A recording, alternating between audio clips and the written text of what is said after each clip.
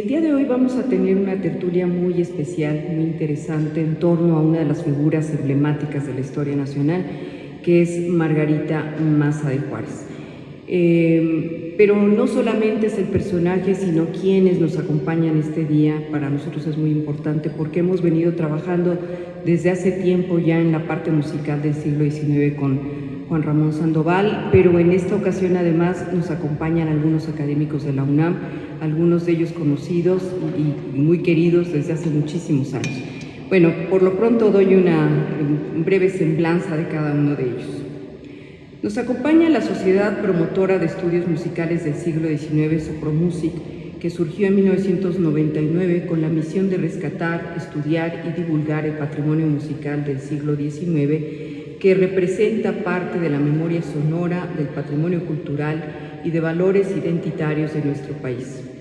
En esta velada nos reunimos no solo para escuchar, sino para sentir y reflexionar, a través de piezas musicales creadas por destacadas compositoras mexicanas y de la lectura de textos íntimos y personales, nos acercaremos a una figura fundamental de nuestra historia, Margarita Eustaquia Maza Parada. Margarita Maza no fue únicamente la esposa de Benito Juárez, fue una mujer que encarnó las virtudes, responsabilidades y expectativas de su tiempo, pero que también destacó por su fortaleza, su inteligencia y su inquebrantable compromiso con su familia y con la patria.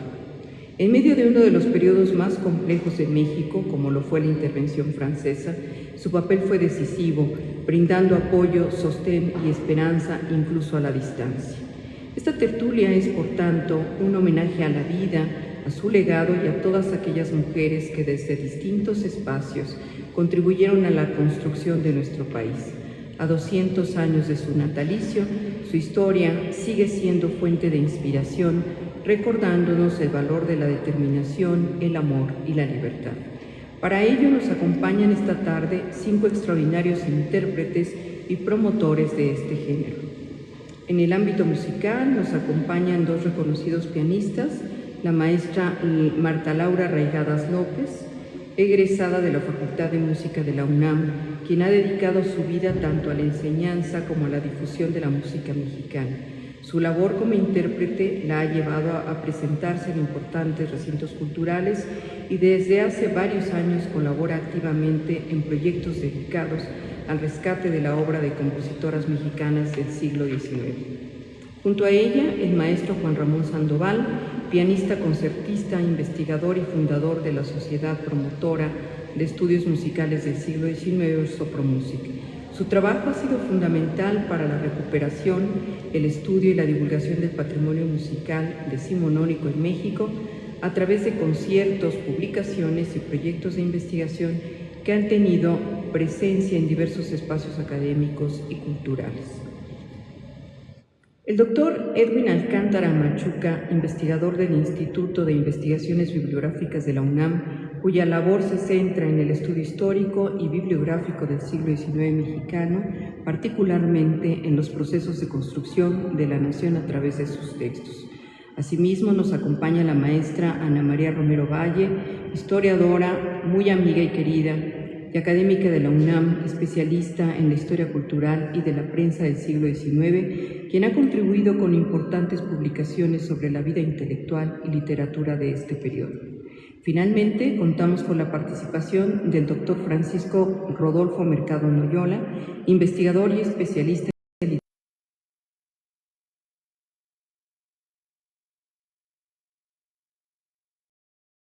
literatura y docente, lo posiciona como una voz destacada en el estudio de nuestras letras. Gracias a la conjunción de estas miradas musicales, históricas y literarias, esta tertulia se convierte en una experiencia integral que nos permitirá acercarnos de manera más profunda y sensible al legado cultural de nuestro país. Que esta velada sea también una oportunidad para reencontrarnos con nuestra memoria, con nuestras raíces y con aquellas voces que, aunque pertenecen al pasado, siguen resonando con fuerza en nuestro presente. Bienvenidos, bienvenidas, y les pido un fuerte aplauso para nuestros invitados especiales.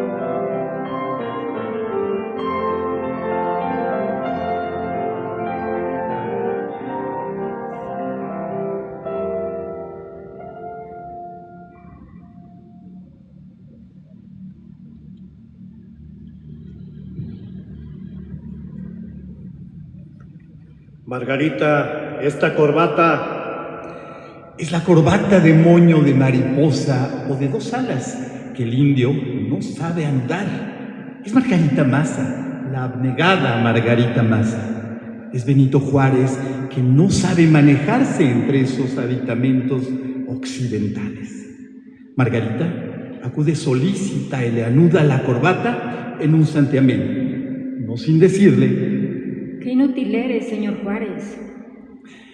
Y la voz de la mujer lo envuelve, lo pacifica, lo devuelve a su niñez montaraz, cuando era pastor de ovejas. Juárez, con ser de baja estatura, aparece gigante a los ojos de Margarita. Ella, con ser más alta, está al nivel de su pecho, que era donde quería estar, a la altura de su corazón. Esta escena, imaginada por Andrés Enestrosa en su libro Los Caminos de Juárez, de 1972, nos lleva a un periplo de Margarita y Benito que oscila entre la biografía, el libro de viajes, el testimonio y la novela. Juárez es mayor que ella por 20 años, pues Margarita vio la luz un 29 de marzo de 1826, justo hace 200 años. Se conocieron en casa de la familia Maza en Oaxaca, donde Josefa, la hermana de Benito, era cocinera. Margarita era una pequeña niña. Una larga espera tuvo que hacer su unión hasta 1843, cuando contrajeron matrimonio aquel 31 de julio en la iglesia de San Felipe Neri, Oaxaca. Serían 12 hijos los que concibió este matrimonio entre 1844 y 1864. Aunque 5 de ellos morirían. En 1853, Juárez, junto con José María Mata, Melchor Ocampo, Ponciano Arriaga y otros perseguidos por el presidente Antonio López de Santana, salieron desterrados a Nueva Orleans, donde permanecieron hasta 1855, mientras Margarita, para sostener a su familia, tejía ropa y vendía pan en Oaxaca.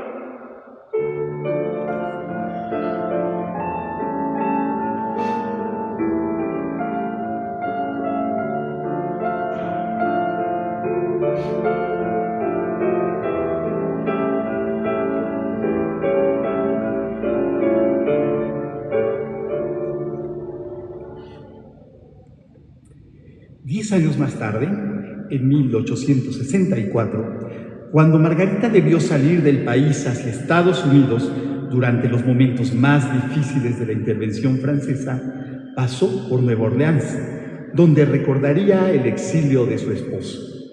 En su novela, La isla tiene forma de ballena, Vicente Quirarte evoca el exilio de Juárez en esa ciudad y su labor en una fábrica de tabaco, donde se vinculó con Ocampo, Mata, Arriaga y otros liberales, para formar una junta revolucionaria contra Santana. En la novela, Margarita escribe a Juárez. Nueva York, 31 de agosto de 1864. No acabo de aceptar que estemos separados, pero como siempre, creo que tú sabes más. En Nueva Orleans te recordé.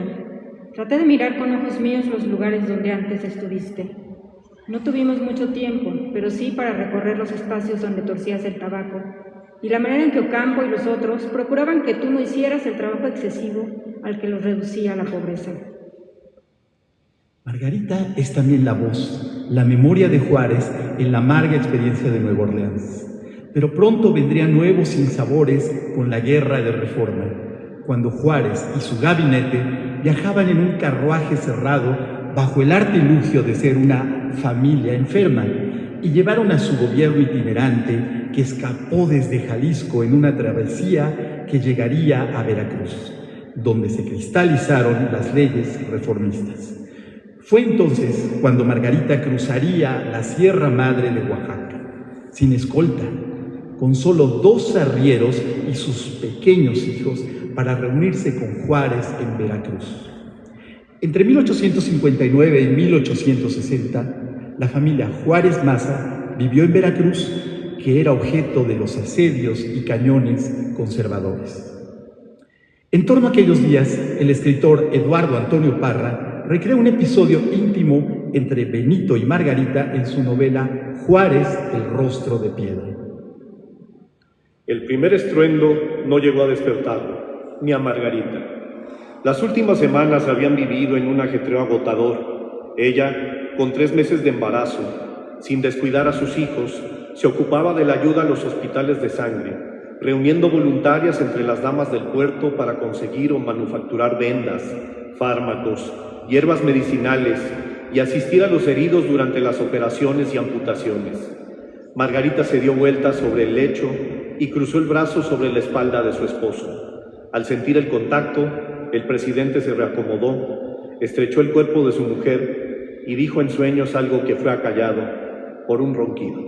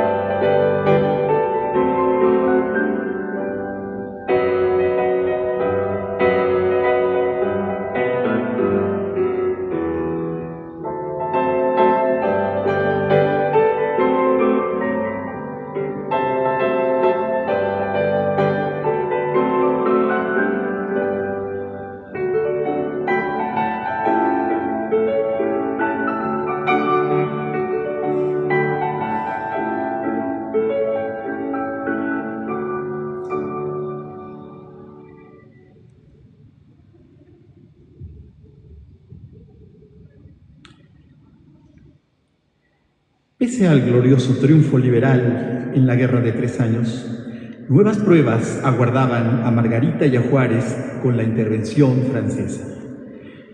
En el inolvidable año de 1862, en que las armas nacionales se cubrirían de gloria aquel 5 de mayo, Margarita, con otras mujeres, reunió fondos y materiales para los hospitales militares.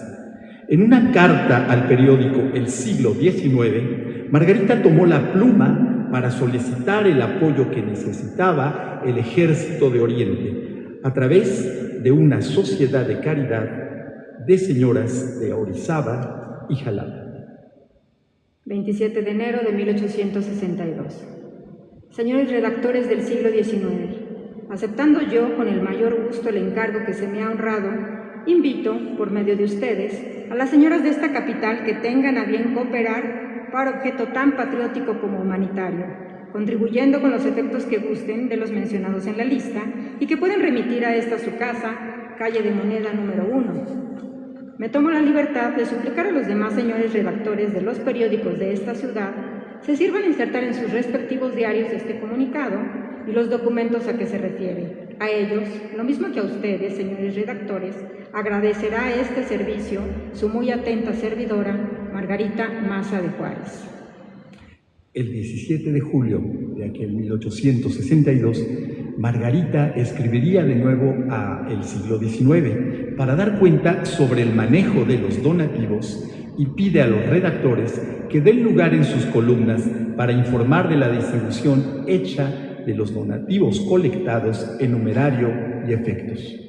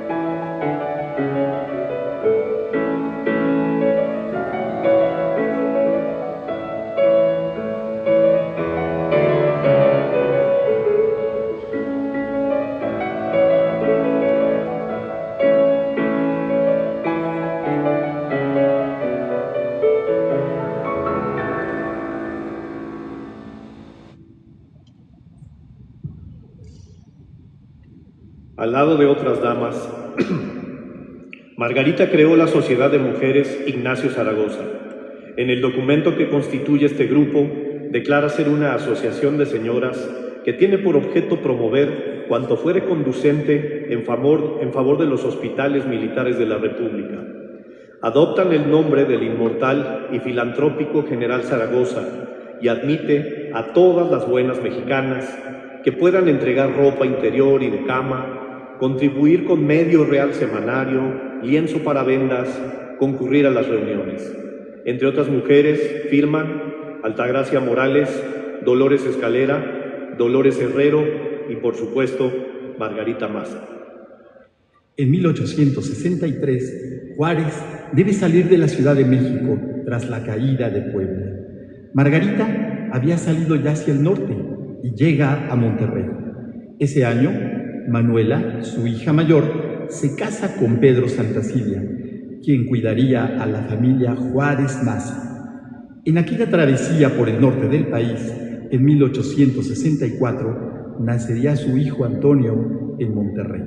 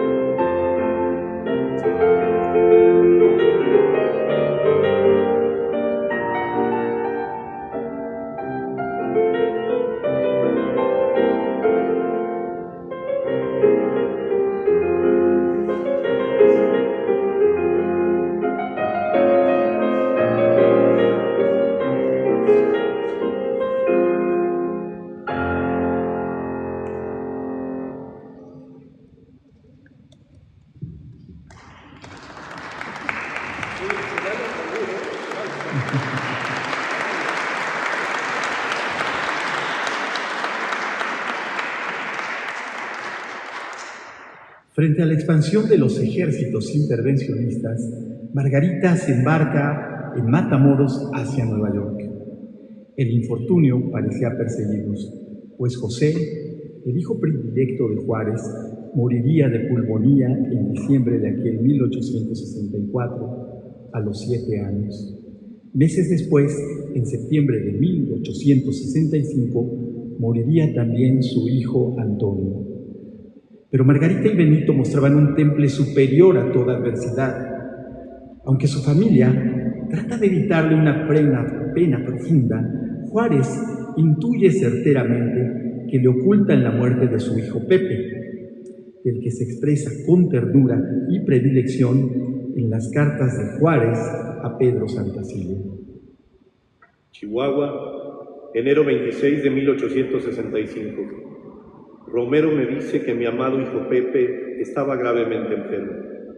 He comprendido que solo por no darme la funesta noticia de la muerte del chiquito, me dice que está de gravedad, pero que realmente mi Pepito ya no existía, ya no existe, ¿no es verdad? Ya considerará usted todo lo que sufro por esta pérdida irreparable de un hijo, que era mi encanto, mi orgullo, mi esperanza. Poco después, Juárez confiesa a su yerno el duelo que no lo abandona. 23 de febrero. Es mucho lo que sufre mi espíritu y apenas tengo energía para sobrellevar esta desgracia que me agobia y que casi no me deja respirar. Murió mi adorado hijo y con él murió también una de mis más bellas esperanzas. Meses después, cuando muere su hijo Antonio, Juárez se muestra más abatido con su yerno, aunque no tan profundamente conmovido como con la muerte de Pepe, pues le escribe: El Paso, septiembre 15 de 1865.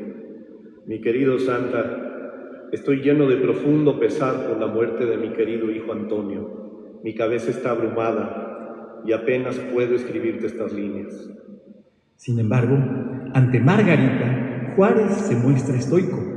Intenta infundirle fortaleza e instarla a que mire hacia adelante. Paso del Norte, septiembre 15 de 1865. Mi muy amada Margarita, te supongo llena de pesar por la muerte de nuestro tierno hijo Antonio, como lo estoy yo también.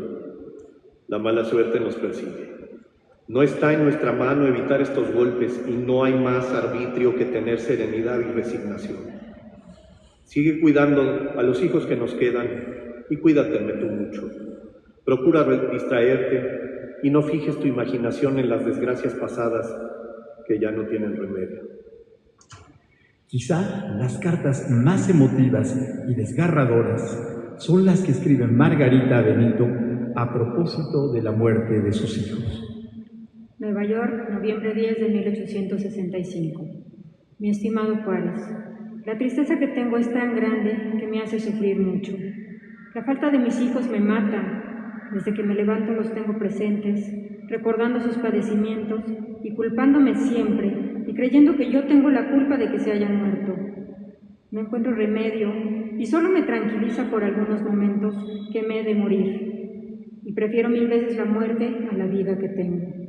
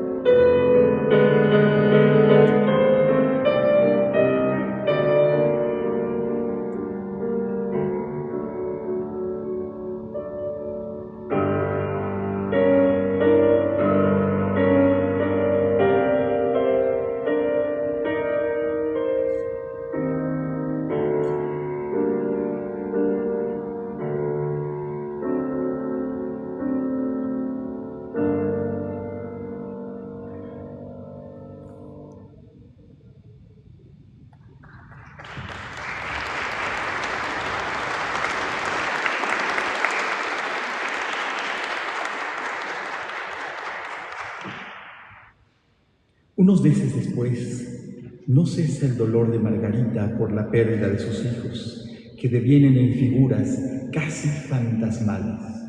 Washington, marzo 16 de 1866. Mi estimado viejo, solo el tiempo es el que mitigará el dolor que tiene mi corazón por la pérdida de mis hijos.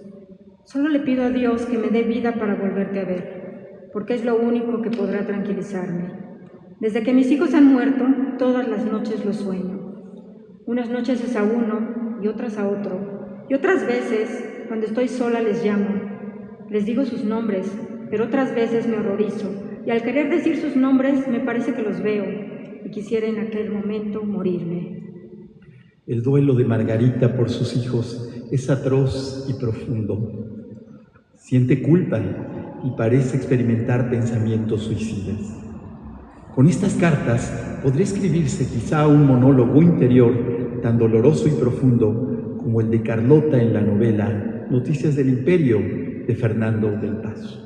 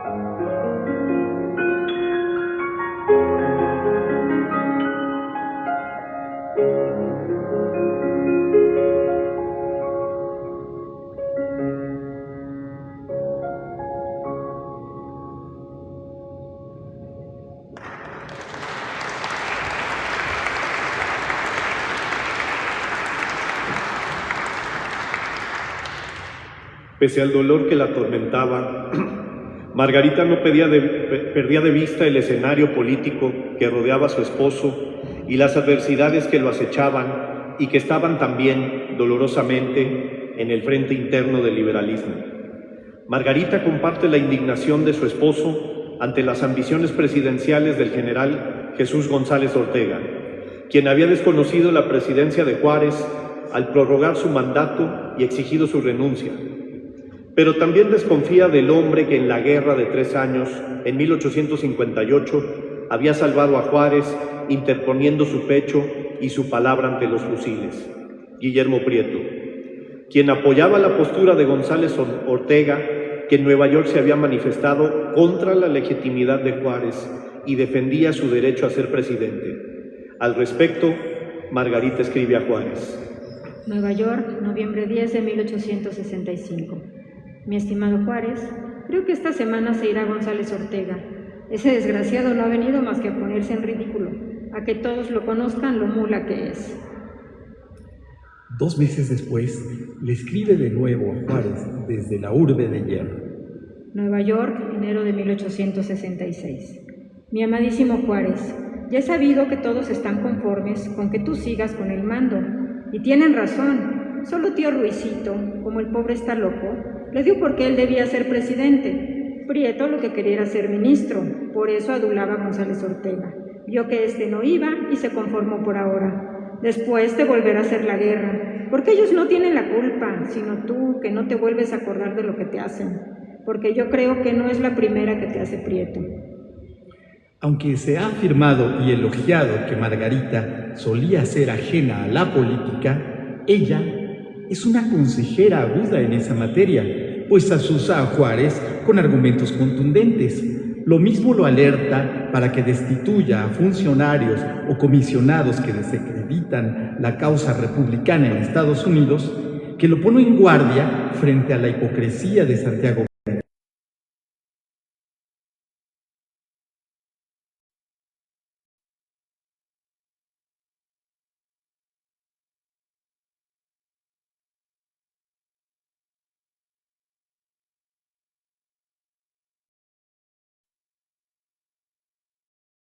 José María Carvajal y Santos Ochoa se vayan, porque son tan inútiles y el segundo tan necio, por lo que he oído que a todos les ofrece millones como si fueran centavos.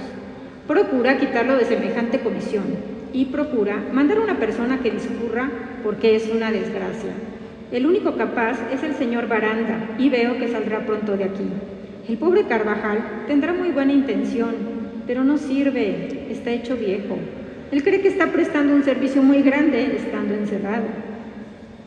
También hacia 1866, Margarita, quien ha permanecido en Nueva York, es invitada a una recepción del presidente Andrew Johnson en Washington. También asistirá a un convite del secretario de Estado, William Seward, mientras que el general Ulysses Grant daría también un baile en su honor. De estas experiencias, en las que Margarita sería una figura central, da cuenta en sus crónicas para El Ferrocarril otro ilustre liberal exiliado, el periodista Francisco Sargo. En Washington han hecho ruido las fiestas del partido oficial. De noche han tenido tregua las campañas políticas y han estado más concurridas que nunca las recepciones del presidente y las del general Grant. A ambas han asistido la señora Juárez y varias señoras mexicanas, lo mismo que el señor Romero. El señor Romero se encontró con Monsieur de Motholon, quien allí conoció a la señora Juárez. A esta misma señora le dio un convite Mr. Seward, quien recibió en su mesa a varias notabilidades.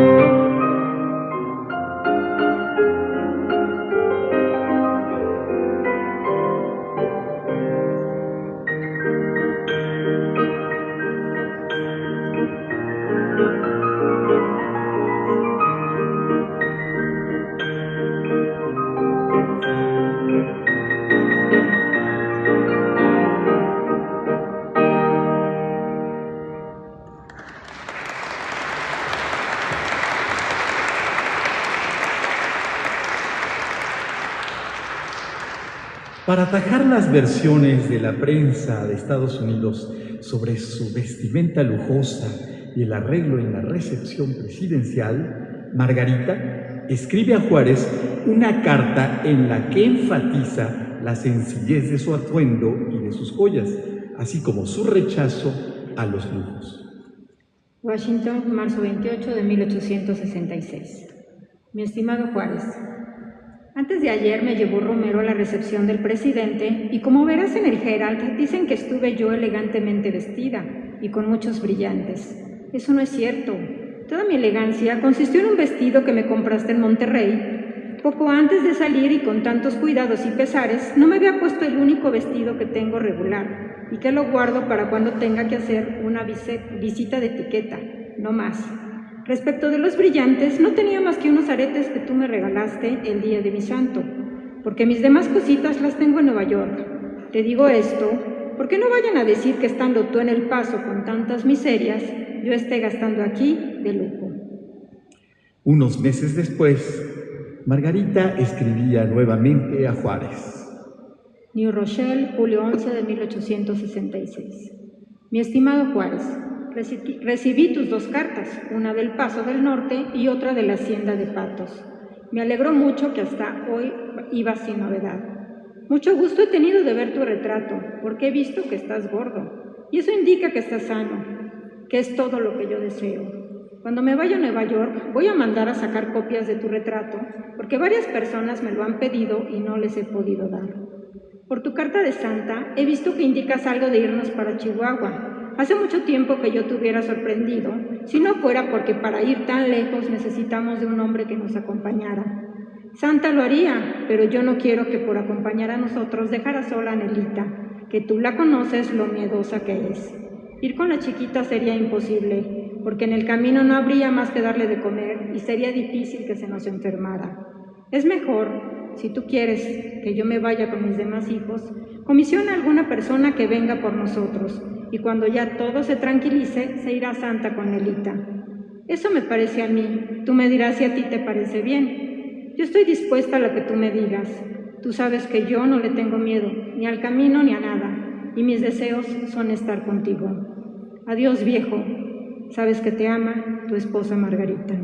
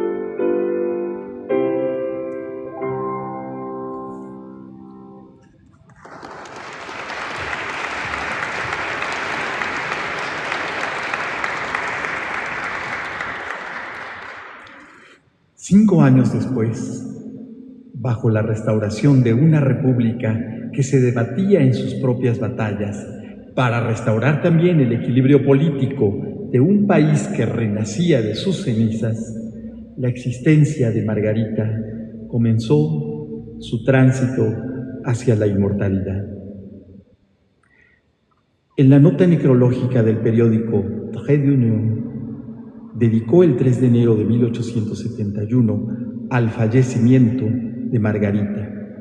Su redactor, René Masson, escribía: La señora Juárez, la digna compañera del señor presidente de la República, ha muerto ayer a las 4:30 de la tarde, después de haber sufrido cruelmente de la terrible enfermedad que la ha arrebatado a su familia. Joven todavía, porque apenas tenía 43 años.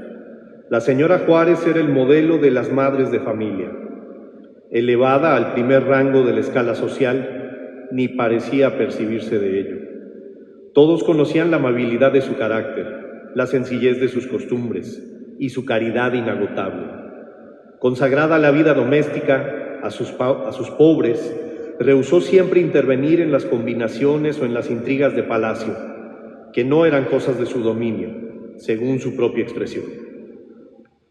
Una crónica de la época recreaba cómo en el panteón de San Fernando grandes cirios ardían en los candeleros que tiene el enverjado de fierro que rodea el sepulcro. Al frente de él estaba la tribuna. En medio del recogimiento más profundo subió a ella Guillermo Prieto. En su alocución fúnebre, el poeta exclamaba: ¿Cómo es posible para mí, señora, objeto de mi veneración por años de años, contemplar tu existencia devorada por ese monstruo de granito que se llama tumba, modesta y casi pidiendo excusas de tu legítima grandeza en los palacios, jovial, humana y casi orgullosa bajo un árbol del desierto, en medio de privaciones de una peregrinación dolorosísima? Te he contemplado, señora, con muda admiración. Para ti no hay lágrimas, señora. La muerte es botón grosero que encierra la flor purísima de una nueva existencia. Esa flor se mece en estos instantes con la brisa perfumada de la inmortalidad. ¿Cómo rehacer aquel cuadro de felicidad que ayer presenciábamos todos, sintiendo frescas y ligeras nuestras almas? Y al perderte en las sombras de la eterna noche, no olvides que los fulgores de tu memoria quedan reflejándose en las lágrimas de los que sienten irreparable tu pérdida. Margarita Juárez, la tierna, la virtuosa, la consorte modelo, la santa madre de familia. Sobre tu desnudo lecho de piedra, duerme en paz, duerme en paz.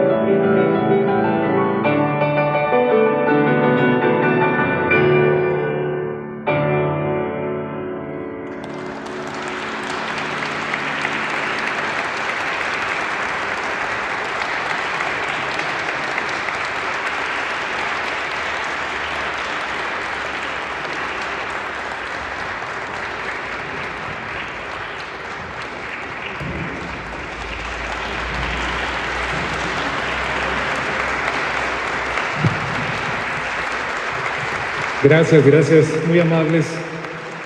Muy buenas noches. Queremos agradecer su presencia, sobre todo que nos hayan acompañado en esta tarde-noche, en un homenaje que trabajamos con mucho sentimiento a través de la narrativa que hicieron y la música de compositoras mexicanas del siglo XIX.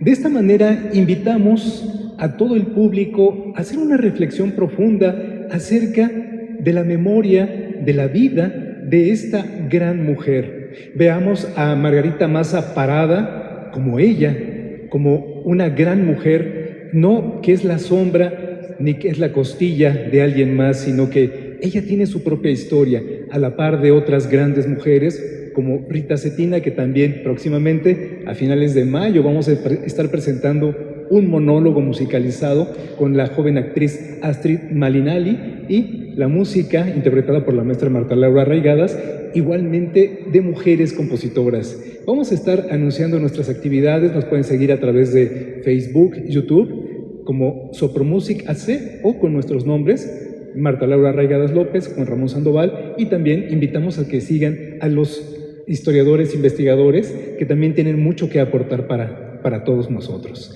Muchas gracias. También quiero rápidamente, por favor, el aplauso, sí, por favor, el aplauso. Y una última mención, estamos portando los rebozos de Camelia Ramos. Es una prenda que en el siglo XIX se usaba en todas las clases sociales. En la actualidad también hombres podemos portar esta prenda. Gracias a Chico, Senado de Escultura. Maestra. ¿Qué les parece si abrimos un momento el micrófono para hacer preguntas, reflexiones, comentarios del público para con nuestros invitados? ¿Les parece? ¿Sí? ¿Sí? A ver, ¿se me ayuda?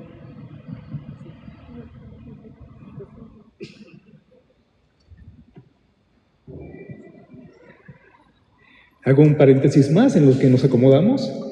Este domingo en Casa Rivas Mercado vamos a tener un monólogo musicalizado sobre la vida de Porfirio Díaz.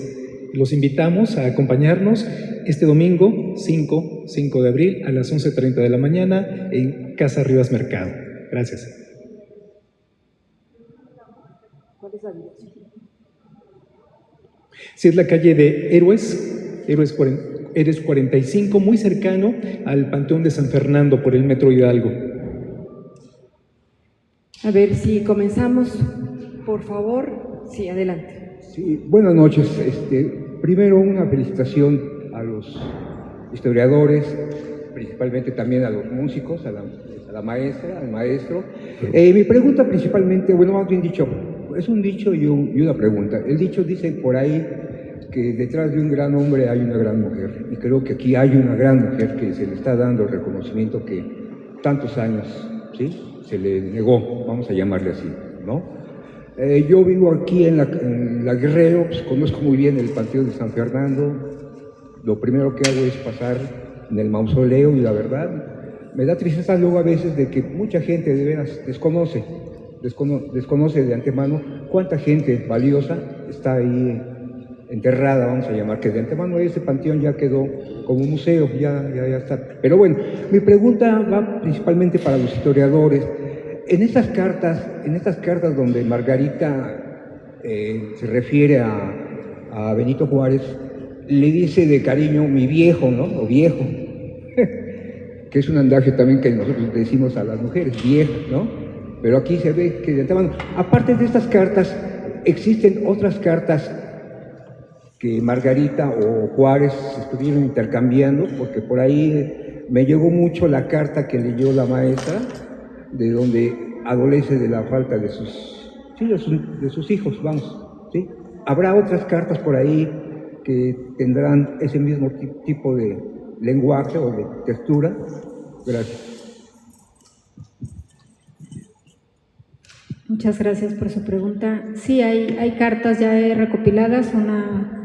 Una de las ediciones la recopiló la doctora Patricia Galeana. Están publicadas por Conaculta y esa es una recopilación de las cartas de Benito Juárez. Sí hay algunas más. Esta compilación que menciona Ana sobre de Patricia Galeana es la correspondencia más completa. También hay que recordar que en la Biblioteca Nacional de México tenemos el archivo Benito Juárez, que contiene más de 14,000 cartas y obviamente con familiares, con sus miembros de su gabinete, con políticos. Pero ahí también uno las puede encontrar. Está también el epistolario de Juárez, de Jorge L. Tamayo.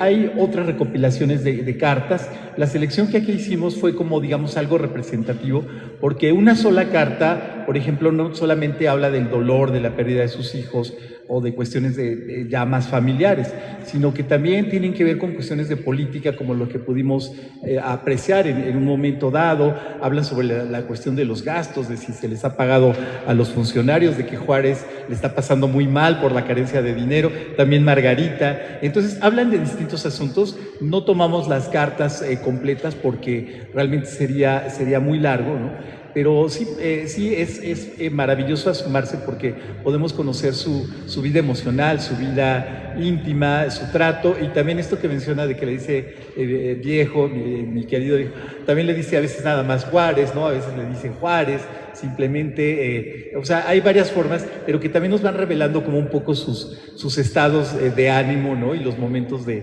tensión. Hay una zona donde se siente a ella un poco más cariñosa, en fin, es muy interesante. Gracias. Yo creo que es muy, muy importante que usted se ponga atención especialmente en el hecho, ¿no? Como de en este rasgo como de familiaridad, como de cariño, pero yo creo que es muy significativo que no se refiera Margarita a su esposo todo el tiempo como mi amado esposo o señor mío, algo así, es mi viejo, mi amado Juárez, etcétera. Entonces yo creo que aquí lo que podemos observar es una situación de igualdad, una situación en la que nos damos cuenta de que son compañeros, ¿no? Más todos los consejos que podemos ver que les da, las observaciones agudas que hace de la conducta de sus correligionarios, etcétera. Yo creo que eso es lo más importante, notar que ellos eran compañeros, no estaba Margarita más subordinada a su esposo, el presidente Juárez, ¿no? Entonces, creo que esto es muy importante de notar. ¿Alguien más que quiera comentar? Sí. Buenas noches, Francisco González Ocampos. Felicidades a los pianistas y a los historiadores por esta remembranza. Me evocaron dos pasajes que alguna vez leí siendo universitario de las cartas de Margarita a Juárez. En alguna de ellas le reclamaba que por qué no le mandaba dinero, y siendo presidente de la República, que por qué no se aumentaba el sueldo. Y le decía, estamos en guerra, Margarita, si no le puedo pagar a los servidores públicos, ¿cómo me voy a pagar yo que soy el presidente, ¿no? Eso lo describe a los dos de alguna manera. Y otra que me evocó el momento global que estamos viviendo, en donde Margarita también, a pesar de que dice que no le gustaba la política y no se metía, le dice, oye, por acá te están haciendo una tenebra porque se dice que estás carteándote con el mariscal Bismarck. Y entonces Juárez le responde, Margarita, solo te puedo decir que los lobos se temen entre sí y el lobo del norte nos va a acechar por siempre. Lo que estamos viviendo ahora de la doctrina Monroe ya la veía venir, y él desde entonces le decía que por qué tenía alianzas con Japón, por qué hacía alianzas con Francia, porque con Alemania, porque él decía, somos la presa, y si nos ponemos en medio de los lobos, ninguno nos come porque se devoran entre ellos antes de agarrar la presa, ¿no? Entonces era alta política que a veces uno lo lee entre líneas, obvio, ya con ojos del siglo XXI, ¿no?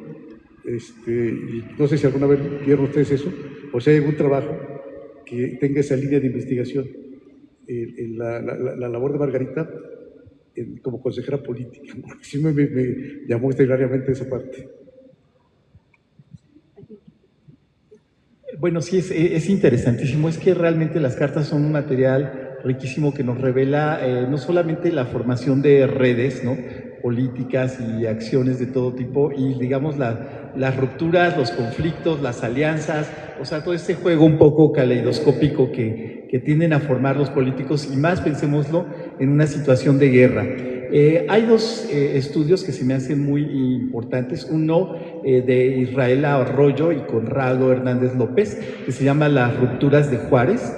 Es un libro donde hace un análisis muy interesante, digamos, de todos estos como entretelones, ¿no? Porque siempre tenemos un poco la idea de como pues Juárez pues como muy armonizado, como un grupo muy compacto, pero como lo quisimos mostrar también en estas cartas, pues sí hay disensiones importantes, ¿no? Entonces valdría la pena como asomarse un poco a eso. También hay un estudio de Josefina, coordinado por Josefina Zoraida Vázquez, ¿no? Precisamente en torno a la imagen de Juárez, ¿no? Donde varios autores analizan también estos conflictos, estas complejidades, a lo mejor por allí, y por supuesto retomar, digamos, los documentos de Juárez que están recopilados en los 15 tomos de los documentos de Juárez de Jorge L. Tamayo, o en el epistolario de Juárez, que también es una versión, digamos, un poco más compacta, de, digamos, una selección de documentos, es de Jorge L. Tamayo. Pero sí son muy interesantes y muy complejas todas las actividades de Juárez, y sobre todo en esta circunstancia, como bien dice ahí en el exilio, ¿no? La labor de los liberales, que fue muy intensa, y de la que, por ejemplo, retomamos un poco de la Isla tiene forma de ballena, de Vicente Quirarte, que da cuenta precisamente de toda la actividad liberal en el exilio. No sé si alguna... Sí, y bueno, no olvidemos que, como comentaba el doctor Edwin, es una situación de guerra, entonces la parte económica siempre va a estar presente en las cartas. Hay muchas carencias, y Margarita Juárez, lejos de ser mantenida por su esposo, al contrario, ella ayuda a la causa reformista con sociedades de caridad, recurriendo a los periódicos.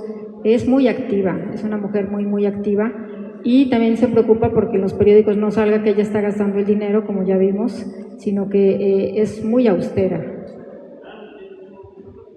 Y esta es, digamos, complementaria esta sesión que tuvimos el día de hoy con la de la semana pasada, que nos acompañó el doctor Silvestre Villegas hablando de Juárez.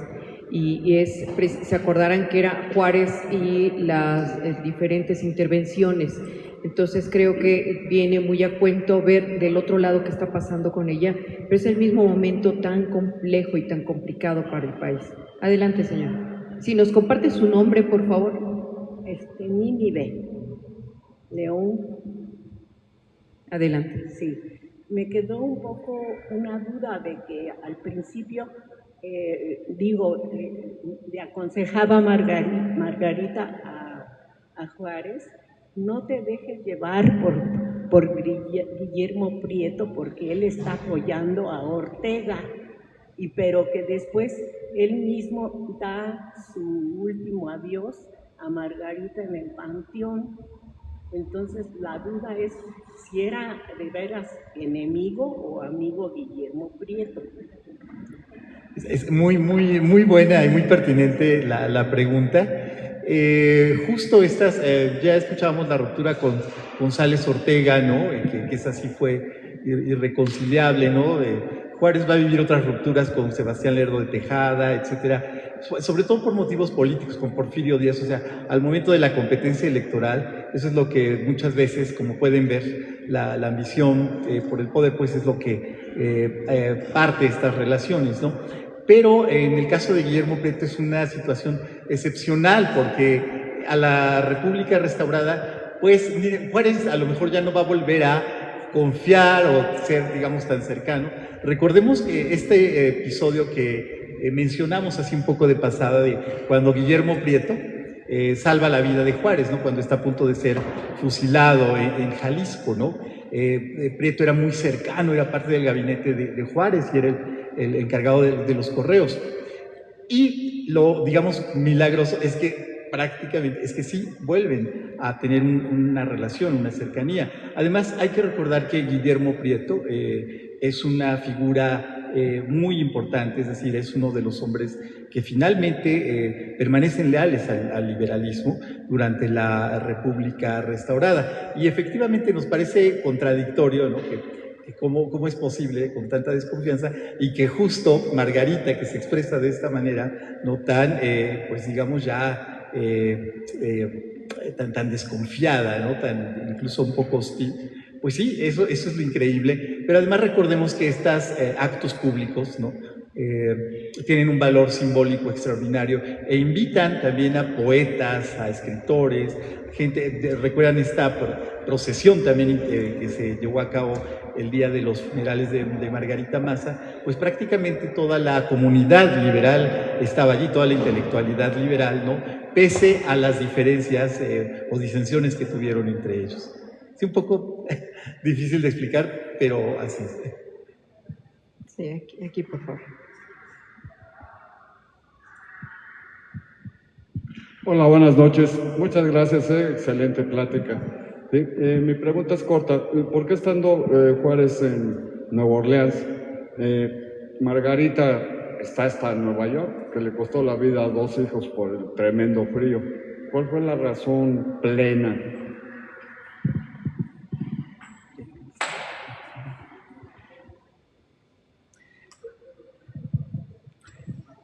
Bien, Juárez, recordemos un poco el contexto, tratamos de ubicarlo, ¿no?, pues era de los personajes que estaban como muy claramente en contra del gobierno de Antonio López de Santana, ¿no? Santana pues hostilizó claramente a los que eran liberales puros. Recordemos que esta es la última dictadura de Santana, el último gobierno de Santana. Están en el exilio en Nueva Orleans. Se da en unas circunstancias, digamos, bastante apremiantes, ¿no?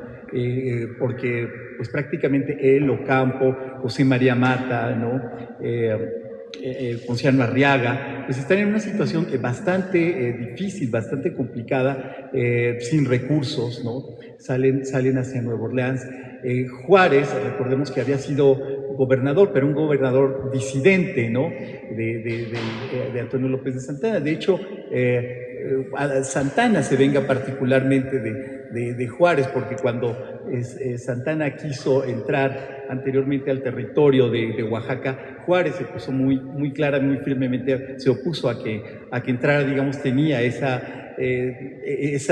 deuda o esa rivalidad con él, ¿no? Entonces, obviamente, sí, este es un contexto muy complicado ya en el momento de la salida de Juárez y otros liberales, y deja a Margarita efectivamente en una situación bastante vulnerable, pese a que él había sido gobernador de Oaxaca. Margarita queda sin recursos, ¿no? Se ha comentado mucho acerca de cuál es la situación real de Margarita. Se comenta que vendía ropa, que vendía pan, o sea, que hacía distintos trabajos, ¿no?, menores, y que Juárez, pues bueno, tiene que trabajar en esa fábrica de tabaco, ¿no? Pues se ha representado gráficamente, incluso en algunos grabados, en algunas litografías, ese momento tan complicado, ¿no? Pero, pues bueno, sabemos que están organizando precisamente como lo que mencionamos, como una junta revolucionaria contra Santana. De hecho, Juárez es, digamos, como de las cabezas de este movimiento, y donde pues va a ser el que se le comisiona para regresar también precisamente ya al inicio de la revolución de Ayutla, que encabeza Juan Álvarez e Ignacio Comonfort. De manera que, pues bueno, sí es una situación especialmente complicada, ¿no?, especialmente crítica para ellos, pero bueno, espero que más o menos esto ayude un poco a contextualizar un poco más la situación. Muchas gracias. ¿Alguien más que quiera participar? Perdón, yo quería responder también un poquito. Adelante. Nada más como un comentario relacionado también con esto, es que precisamente otro de los exiliados importantes de esta última dictadura, o último periodo de la dictadura de Santana, fue precisamente Guillermo Prieto, pero él no se va hasta Nueva Orleans. A él nada más lo exilian a Cadereyta, Querétaro, ¿no? Que, digamos, el territorio pues estaba tan mal comunicado, tan fragmentario, de tan difícil acceso, con las vías de comunicación tan difíciles, que realmente pues mandarlo a Cadereyta, Querétaro, era como un exilio, ¿no? Y de allí tiene esto como resultado uno de los primeros y más importantes libros de viajes dentro de nuestra república, que es Viajes de Orden Suprema, que tiene ese título precisamente porque es Santa Anna el que le ordena, ¿no? Viajes de Orden Suprema, pues, ni modo, la orden viene de arriba. Y entonces Prieto empieza a hacer este relato de viajes en el que, digamos, poquitas décadas después de la independencia, quiere contarle a los mexicanos qué es ese territorio que ahora se llama México, o que ya en ese momento era México, y tratar de iniciar la construcción de un imaginario nacional, ¿no? Entonces, también esto ocurre más o menos en este tiempo. Y de Corte Suprema también, muy a cuento con Su Alteza Serenísima, que es el último periodo precisamente de Santa Anna, ¿no? Exactamente, sí. Muy bien, de este lado teníamos a alguien que quería participar. Sí, adelante. Sí, buenas noches. Felicitaciones por esta tertulia musical y literaria. Gracias a los maestros historiadores y también pues, a los músicos. Y pues nos dan un poco más de conocimiento de una personalidad fuertísima y que influyó mucho en el presidente Juárez. Y bueno, pues gracias por darnos a conocer más acerca de ella. Y bueno, pues no sé si abusando de su tiempo, y si hay tiempo, pues nos pudiesen, para cerrar, con una melodía típica de esa época, si los maestros, así que músicos, pudiesen interpretar algo así rápido, si hubiese más tiempo. Gracias.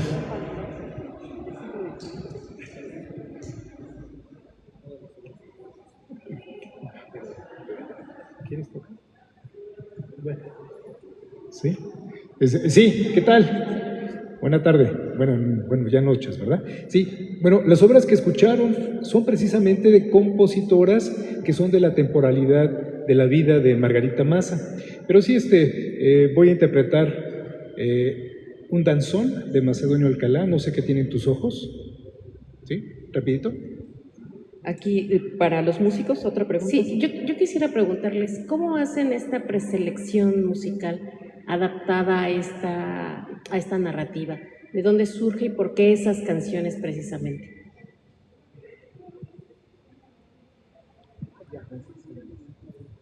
Claro que sí. Sí, gracias. Como mencionamos, son obras de compositoras mexicanas de la temporalidad de Margarita Massa. Son de diferentes partes de la República. Sin embargo, estas sonoridades dan cuenta de este gusto dentro de los salones, principalmente burgueses, por supuesto, de la música que escribieron estas jovencitas.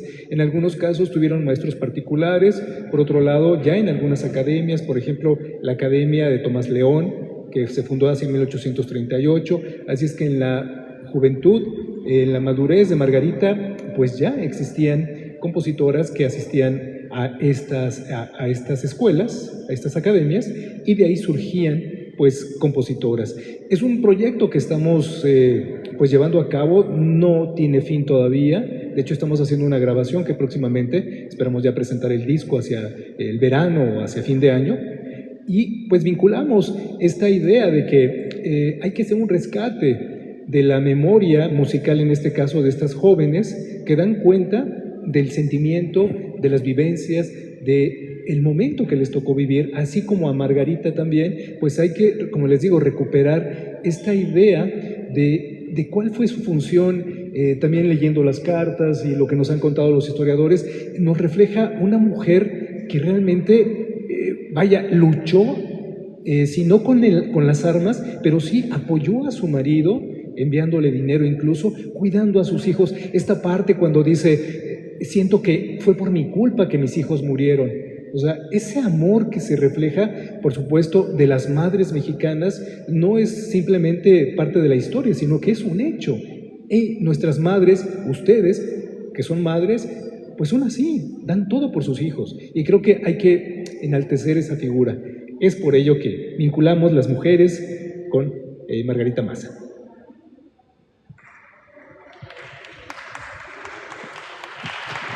Que se escuchen estos aplausos. Bueno, apoyando viendo la pregunta que estaban diciendo, apoyamos a la literatura con la música, bueno, las compositoras que hemos estado encontrando en diferentes estados de la República, y bueno, no sé si por ahí tienen la lista, pero son diferentes. Me decía una persona, dice, va a ser lo mismo, ya conozco a esas mujeres. No es cierto. O sea, es Ángela Peralta, Eulalia Ciprés, otras que están en otro libro de la historia danzante. Las pusimos acuerdo al diálogo, al texto que van a manejar los historiadores. Próximamente en Rita Cetina, la pieza, entre comillas, principal, entre comillas, es una yucateca. Rita Cetina es yucateca, entonces la pieza principal, entre comillas, la que va a bailar, porque quiero que baile Rita Cetina, porque en ese tiempo tomaban clases de baile, ¿sí? Entonces, si tenemos otra pieza de Ángela Peralta, vamos a concederle, se llama Margarita, es una danza habanera, pero resulta que no la tocamos, íbamos a tocar hoy, porque ya la tocamos en Radio Educación, estuvimos en el Castillo también. Pues hay que tocar todas las piezas para que se escuchen y pueda vivir otra vez. Ángela Peralta, con su 180 aniversario de su natalicio, traíamos unos abanicos que ya se me olvidaron ahorita, pero los pueden encontrar con el maestro el próximo domingo. Voy a tocarles la danza Margarita de Ángela Peralta. Nosotros suponemos, porque era muy cercana Ángela Peralta de la República, de la política, y pues era republicana, ¿verdad, maestro? Tal vez que se le haya podido dedicar a Margarita, no sabemos, lo podemos creer, suponer, pero no sabemos. Entonces se las voy a tocar, maestro.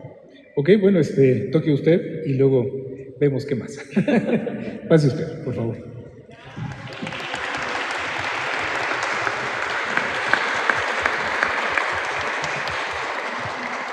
La primera pieza que tocó la maestra fue precisamente esta pieza de la yucateca Aurora Perfecta Zorrilla, una mazurca. Ahorita, bueno, va a tocar Margarita de Ángela Peralta.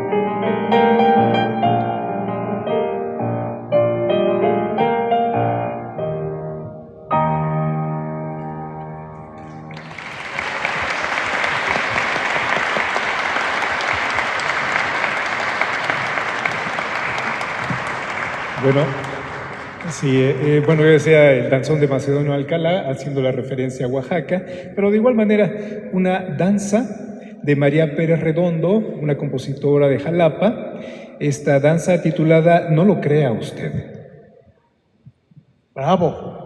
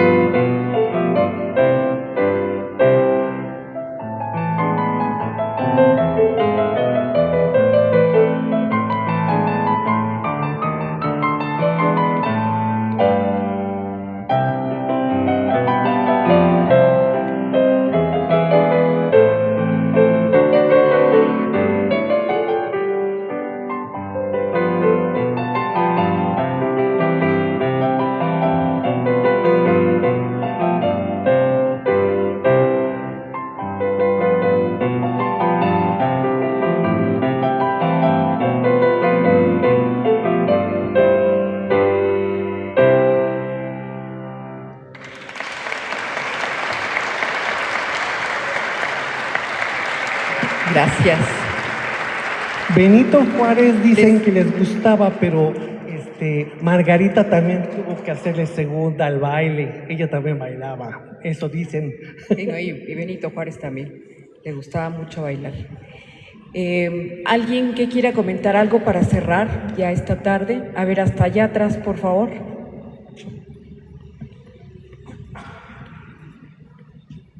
Adelante, compártanos su nombre, por favor. Buenas noches, mi nombre es Xochitl.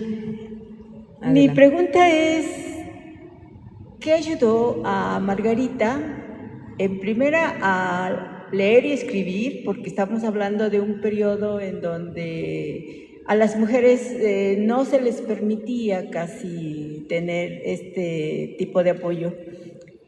Por un lado eso, y por el otro lado era una mujer que desde el momento mismo en que, por ejemplo, fue invitada en Nueva York a esas reuniones, no solamente fue a un evento, digamos, como de fiesta, sino que también dio un discurso, tengo entendido.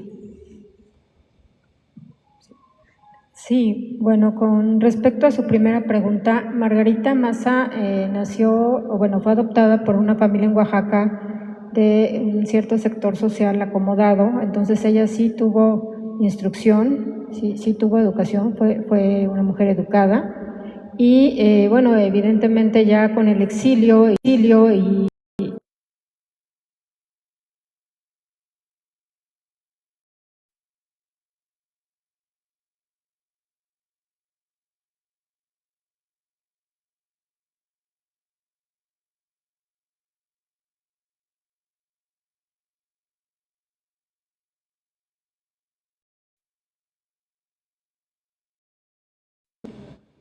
Sí, efectivamente, hay una biografía que le recomiendo de Raúl González Lezama, es como una de las biografías más, exhaustivas sobre Margarita, porque tampoco hay mucha claridad, mucha precisión en los datos de su formación, ¿no? Sabemos que, por ejemplo, muchas veces ellas aprendían en esas pequeñas escuelas que eran casi como casas particulares que llamaban amigas, ¿no? Mucho de esa educación también a veces se recibía de manera particular, ¿no? Entonces, como ya decía Ana, pues efectivamente, la condición social de los Mazas se lo permitía. De hecho, recordemos que la conoció Juárez a Margarita, no precisamente porque la hermana de Juárez era cocinera en la casa de los Maza. Y bueno, las cartas, en realidad no es muy abundante, digamos, aún, digamos, recorriendo esto que mencionaba, todos los volúmenes de las cartas, vemos que en la época de los años de la Guerra de Reforma, 58, 59, no es muy copiosa la correspondencia entre Margarita y Benito. Cuando empieza a ser aún más constante es precisamente ya durante la intervención francesa, ¿no? Justo en este momento en que ellos se separan, que mencionábamos, ¿no? Hacia el 64, ¿no? Fines del 63, 64, empiezan a tener una comunicación más intensa. Esto tiene mucho que ver porque recordemos que Pedro Santacilia, el yerno de Benito Juárez, había sido secretario particular, fue secretario particular de Benito Juárez, retomó sus tareas después de la intervención francesa y él acopió, es decir, guardó estas cartas, ¿no? Muchas de ellas son borradores, ¿no? De puño y letra de Margarita Maza. Vemos en su escritura algo muy sencillo, como un lenguaje muy directo, muy coloquial, sobre todo muy sincero, ¿no? Algo que tienen mucho las mujeres que conocemos, escritoras del siglo XIX, como la propia Concepción Lombardo de Miramón, que pues escribió sus memorias y que contiene esas memorias, cartas precisamente a Miramón, y donde ellos se escriben de una manera muy franca, muy directa, muy cariñosa, ¿no? Entonces, bueno, pues sí, como ya dijo Ana, esta era la forma epistolar, pues era la única, pero al mismo tiempo la más íntima y la más cercana forma de comunicación, ¿no? que se pudo cultivar en el siglo XIX. Lo que resulta sorprendente es que a pesar del contexto de la guerra, de lo complicado de la guerra, pues las cartas lograban llegar, ¿no? Es decir, el servicio postal se mantuvo, digamos, relativamente eficiente, ¿no? Y pues permitió esta comunicación. Muy bien. ¿Alguien más levantó la mano allá atrás o ya no? Enfrente de la persona que participó, no. Aquí. Y con usted concluimos. Adelante. Bueno, antes que todo, felicidades por este tipo de eventos muy, muy formativos, sobre todo acá que vengo con mi hija, para que entienda exactamente lo que es la historia de México. Una de las preguntas que, bueno, tal vez nosotros ya en la actualidad no podemos, digamos, tener mucho presente es los tiempos en los que sucedían estas cosas, porque hablan de viajes, hablan de cartas, pero entiendo yo que los viajes eran, pues obviamente muy prolongados, tal vez duraban muchos días, la distancia que tenían que recorrer a través de la República Mexicana y en otros países era muy, muy larga. Y eso probablemente pues, también era un factor de desgaste muy importante en la historia, ¿no? También la entrega de las cartas no llegaban, yo creo que en un día o dos, como hoy en día. Entonces, esos factores tal vez que ahora nuestras generaciones, pues es difícil entender que las cosas sucedían en una temporalidad, pues, obviamente distinta, ¿no? Las noticias llegaban de forma pues, probablemente muy tardía para nuestra generación, ¿no? Los viajes, supongo yo que eran en carreta, en caballo, no había aviones, no había carreteras, no había caminos. Entonces, si nos pueden comentar un poco acerca de cómo eso también afectaba también digamos en el contexto histórico, afectaba la toma de decisiones, las reacciones, incluso la enfermedad, ¿no? Que padecieron algunos de sus hijos. Eran viajes muy cansados, muy agotadores y no cualquiera los aguantaba. O sea, supongo yo que eran viajes de días o semanas. Entonces, eso creo que también afecta mucho pues el entendimiento, ¿no? De cómo sucedían los eventos históricos, ¿no?